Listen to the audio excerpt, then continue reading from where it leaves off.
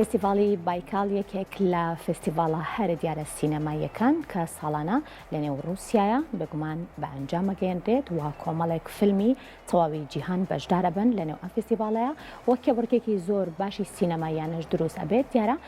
بە خۆشحاڵیەوە بۆ ئەم ساڵ یەکێک لە فیلمە سینەمای هەرە جوانەکان کە ماوەی نزیکەی 2 ساڵە بەرهەم هاتووە و توانیوێتی بەشداری لە چەندین فستیڤاڵی ناوخۆ و هەروەها دەرەوەی هەرێمی کوردستانیش بکات ئەویش بڵین فیلمی سینەمایی دارگوێزە بێگومان ئەم فیلمە باس لە جینۆسایدی زەردەشتەکانەکات کە یەکێکە لەو بابەتانەی کە هەمیشە قسە و باسی لەسەر ئەکرێت و هەمیشە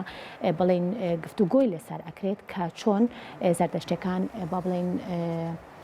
جینۆساید کراون و ئەم بابەتانش هەموو کاتی ئێمە ئاماژەمان بۆ کردووە کە ئەبنا هەوێنی چەندین کاری ئەدەبی و هەروەها هونەری و هەروەها سینەماییش دیارە لە فیلمەکەیە چەند ئەکتەرێکی کورد بە جلی کوردیشەوە بێگومان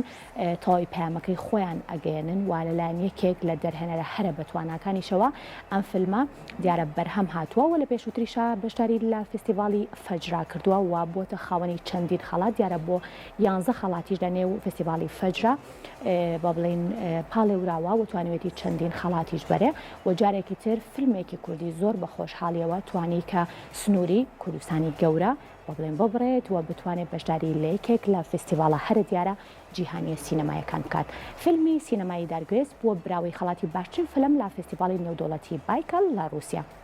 کەیکێکە لە چالاکیە سینەمایە گرنگەکان و پێشتر فیلمەکە بەشداری چەندین فستیڤاڵی تری کردو لە فستیڤاڵی فیلمی فەجر چەندین خەڵاتی بەدەستێنا و فیلمی دارگوێز بەس لە ڕووداوی کیمەبەرانی سەردەشتەکان و نەهامەتیەکانی کوردەکە لە فیلمەکەدا ئەکتەرەکان بە جلوبەرگی کوردیەوە ڕۆڵ دەگێرن. لە ئێستادا فیلمەکە لە سینەماکانی جیهان پەخشەکرێت بە بەشداری ئەکتەرانی بەناوبانگ پێمان مادی و مەهران مدیری و لە دەرهێنانی محەممەد حسێن مەهدویانە.